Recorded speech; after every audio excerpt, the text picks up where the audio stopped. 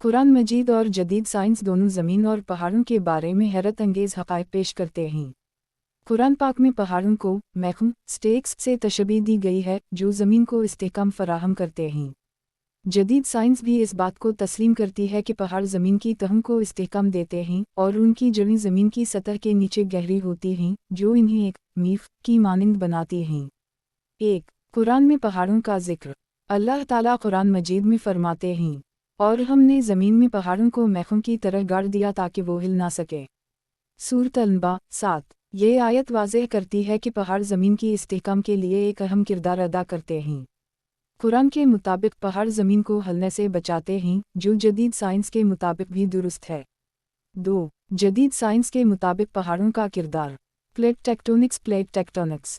जदीद साइंस के मुताबिक ज़मीन की बैरूनी सतह मुख्तलिफ प्लेट्स पर मुश्तमिल है जो हरकत करती रहती हैं। पहाड़ इन प्लेटों के टकराने के नतीजे में बनते हैं और ज़मीन को इस्तेहकाम फराहम करते हैं।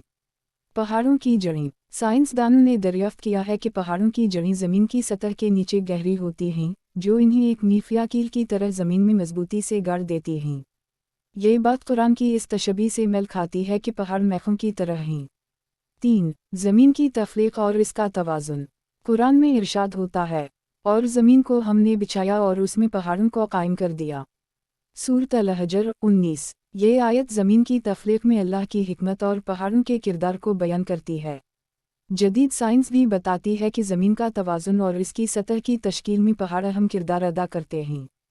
कुरान और जदीद साइंस दोनों इस बात पर मुत्तफ़िक़ हैं कि पहाड़ ज़मीन को इस्तेहकाम और तवाज़ुन फराहम करते हैं। ये हम आहंगी इस बात की दलील है कि कुरान अलहामी किताब है जो साइंसी हक़ाइक़ से हम आहंग है, और कुरान एक आसमानी किताब है जिसमें किसी को शक नहीं होना चाहिए।